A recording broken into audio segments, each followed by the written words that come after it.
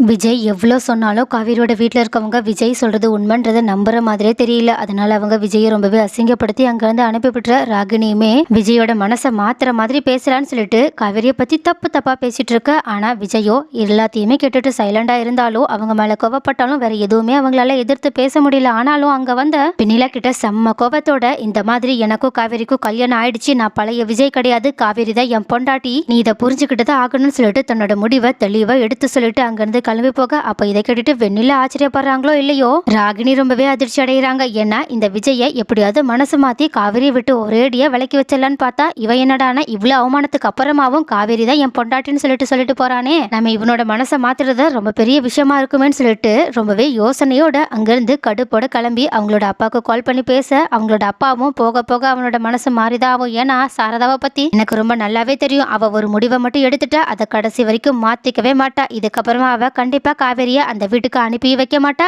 விஜயை ஏத்துக்கவும் மாட்டா. அதனால நீ எதுக்கும் கவலைப்படாம இரு, நீ போன காரியத்துல ஜெயிச்சதை சந்தோஷமா கொண்டாடுமான்னு சொல்லிட்டு அவங்க உடனடியே போனை கட் பண்ண. ஆனா ராகினி என்னதான் தன்னோட அப்பா இப்படி சொன்னாலும் விஜயோட இந்த கான்பிடென்ட பார்க்கும்போது கொஞ்சம் பயப்படதான் செய்யறாங்க. இருந்தாலும் காவேரி கண்டிப்பா இங்க வரமாட்டாங்கன்ற நம்பிக்கையோடையுமே இருக்காங்க. ஆனா இன்னொரு பக்கம் எல்லா பொருளையுமே எடுத்து வச்சுட்டு வீட்டை காலி பண்ண சாரதாவும் வீட்டு சாவிய கொடுக்கறதுக்காக விஜய் வீட்டை தேடி போகும்போது அப்ப குறுக்க வந்த காவேரியும் உடனடி அவங்க கிட்ட இந்த சாவியை வாங்கிட்டு நானே இதை போய் கொடுத்துட்டு வந்துடுறேன்னு சொல்றாங்க. இதை கேட்ட சாரதாவும் கோவத்தோட அவங்க கிட்ட ஏண்டி உனக்குலாம் வெக்கமாவே இல்ல, நாங்க எந்த அளவுக்கு சொல்லிட்டு இருக்கோம், அவனை பார்க்க கூட கூடாதுன்னு சொல்லிட்டு இருக்கோம், ஆனா நீ என்னடானா ஏதோ சாவியை வாங்கி கொடுக்க போறேன்னு சொல்லிட்டு போயிட்டு இருக்க, என்ன அங்கே இருந்தல்லான்னு முடிவு பண்ணிட்டியா என்ன? அப்படி முடிவு பண்ணாலும் எனக்கு எந்த பிரச்சனையும் இல்ல, எங்க எல்லாரையும் நீ மறந்துரு, குறிப்பா என்ன மறந்துருன்னு சொல்ல. ஆனா விஜய் வெண்ணிலா கூட நின்றுட்டு இருந்ததை யோசிச்சு பார்த்த காவேரியும் செம்ம கோபத்தோட அம்மா போது நிறுத்து, இதுக்கு மேல விஜய பத்தியோ அந்த குடும்பத்தை பத்தியோ என்ன பத்தியோ தப்பா பேசாத, என்ன நடந்துச்சு எப்படி அவங்க என்கிட்ட நடந்துக்கிட்டாங்கன்னு எனக்கு தான் தெரியும், அதனால இதுக்கு மேலேயும் என் புருஷனை பத்தி என்கிட்ட தப்பா பேசாத, குறிப்பா அவங்க வேணா என்ன கான்ட்ராக்ட் ஒய்ஃபா நடத்திருக்கலாம் இல்லனா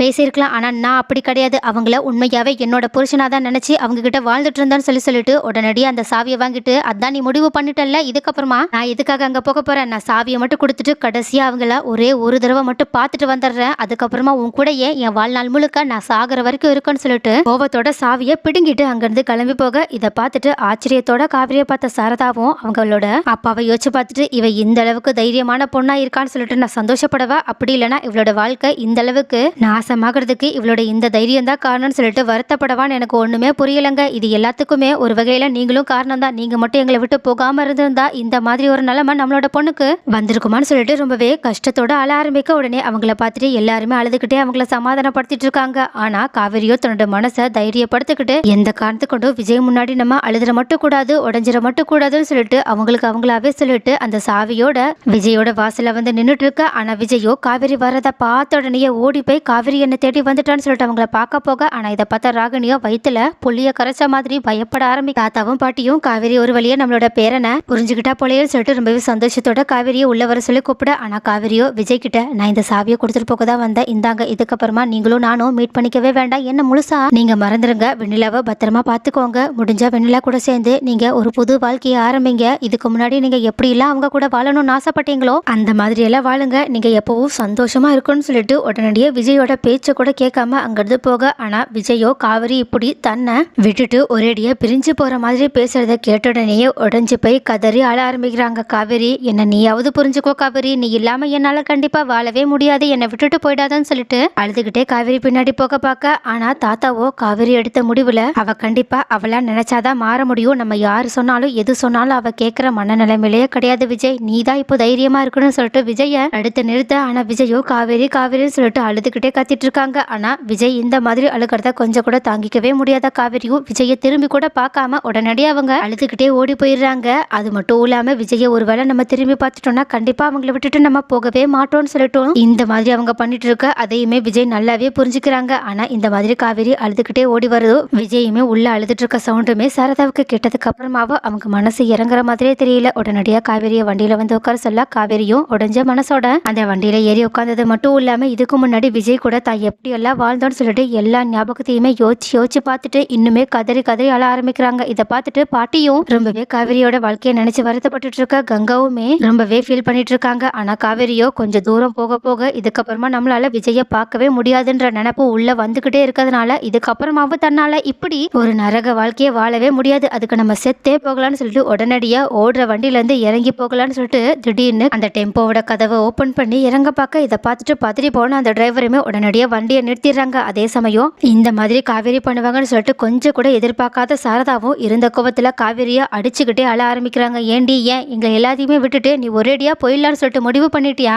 உனக்கு அந்த அளவுக்கு அந்த விஜய் முக்கியமானவனா போயிட்டானான்னு சொல்லிட்டு கேட்க உடனே காவேரியும், என்னால அவர் இல்லாம இருக்கவே முடியாதுமா, நான் உங்களுக்காக எப்படியோ என்னோட மனசை கட்டுப்படுத்திக்கிட்டு ஒரேடியா உங்க கூட வந்தலான்னு சொல்லிட்டு இப்ப கிளம்புற வரைக்கும் நினைச்சிட்டு இருந்தேன். ஆனா நான் எப்போ அவங்களோட கதறல் சவுண்ட கேட்டனோ, எப்போ அவங்களோட வாய்ஸை பார்த்தனோ, இதுக்கப்புறமாவும் என்னால அவங்கள பிரிஞ்சு ஒரேடியா போயிட முடியாதுன்றத நான் புரிஞ்சுக்கிட்டேமா. அதனாலதான் இதுக்கப்புறமா நான் எதுக்காக அவங்களுக்கும் கஷ்டத்தை கொடுத்துக்கிட்டு உங்களுக்கும் கஷ்டத்தை கொடுத்துக்கிட்டு நான் ஒரேடியா போய் சேர்ந்துடுறேமா. என்னால தானே நீங்க இந்த அளவுக்கு ஒரு அவமானத்தை சந்திச்சிட்டு இருக்கீங்க. பேசாம நான் செத்துட்டா அது எல்லாமே சரியா போயிடும் தானே சொல்லிட்டு தயவு செஞ்சு என்ன சாகவாவது விடுங்கம்மா. விஜய் கூட தான் என்னால சேர்ந்து வாழ முடியாது, அட்லீஸ்ட் நான் சந்தோஷமா செத்தாவது போறேன்னு சொல்லிட்டு கதறி கதறி அழ ஆரம்பிக்க உடனே சாரதாவும், உனக்கு அந்த விஜய் அந்த அளவுக்கு முக்கியமானவனா போயிட்டானா, இதுக்கப்புறமா நீ இவ்வளவு கஷ்டத்தோட என் கூட வர தேவையில்ல, நீ அந்த விஜய் கூடயே சேர்ந்து போயிடு, நான் உன்னை இதுக்கப்புறமா எதுக்காகவும் வற்புறுத்த மாட்டேன்னு சொல்லிட்டு உடனடியா காவேரியை அங்கிருந்து கீழே இறக்கி விட்டுட்டு திரும்பி கூட பார்க்காம தன்னோட வண்டி எடுத்துட்டு கிளம்பி போக, ஆனா காவேரியோ என்னதான் தன்னோட குடும்பமே தன்னை தன்னந்தனியா நடு ரோட்ல விட்டுட்டு போனாலும் பரவாயில்ல, அம்மாவே விஜய் கூடயே சேர்ந்து வாழுன்னு சொல்லிட்டாங்களே, கோவத்துல சொன்னாங்களோ இல்ல ஆத்திரத்துல சொன்னாங்களோ, ஒரு வழியா சொல்லிட்டாங்கல்ல,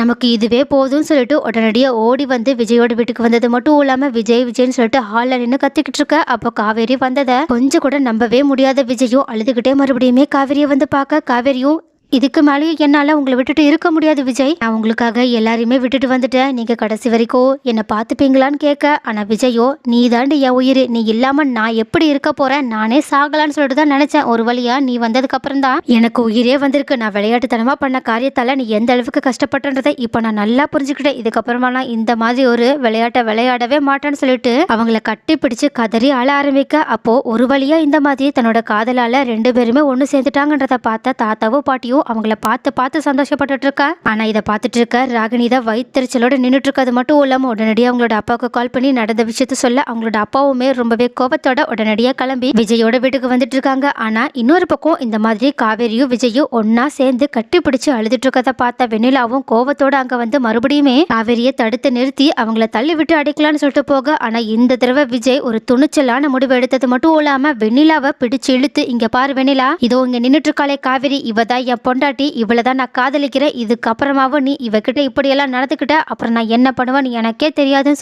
சொல்ல அப்போ இதை பார்த்த உடனேயே காவேரி விஜய் தாமல இந்த அளவுக்கு அன்பு வச்சிருக்காங்கன்றதை இன்னுமே ஆழமா புரிஞ்சுக்க ஆரம்பிக்கிறது மட்டும் இல்லாம அவங்க வெண்ணிலாவுக்கு சப்போர்ட்டிவா விஜய் கிட்ட, எங்க இந்த மாதிரிலாம் அவங்க கிட்ட கோவமா பேசாதீங்க, கண்டிப்பா அவங்களுக்கு உடம்பு குணமானதுக்கு அப்புறமா அவங்க நம்மளோட உறவை பத்தி புரிஞ்சுப்பாங்க, அதனால அது வரைக்கும் நீங்க அவசரப்படாம இருங்கன்னு சொல்லிட்டு வெண்ணிலா கிட்ட தயவு செஞ்சு அவங்களுக்காக நீங்க என்ன மன்னிச்சிருங்கன்னு சொல்லிட்டு சொன்னது மட்டும் இல்லாம ரொம்பவே தேங்க்ஸ் விஜய், நான் உங்களை தப்பா நினைச்சிட்டேன், பட் அதுக்காக உங்ககிட்ட எல்லாம் நான் மன்னிப்பெல்லாம் கேட்க மாட்டேன், அதே கெத்தோட தான் நான் உங்ககிட்ட சண்டை போடுவேன்னு சொல்லிட்டு அவங்க கெத்தா வெண்ணில பக்கம் கூட்டிட்டு உள்ள போக, இதை பார்த்த உடனே விஜய் என்னோட பழைய காவேரி எனக்கு கிடைச்சிட்டான்ற சந்தோஷத்தோட அவங்க போக போக கடைசி வரைக்கும் பார்த்து பார்த்து சிரிச்சிட்டு இருக்காங்க. அதே மாதிரி தாத்தாவும் பாட்டியும் விஜயோட வாழ்க்கை ஒரு வழியா காவேரி வந்ததுக்கு அப்புறமா வசந்தமா மாற போகுதுன்னு சொல்லிட்டு சந்தோஷத்தோட நின்றுட்டு இருக்காங்க.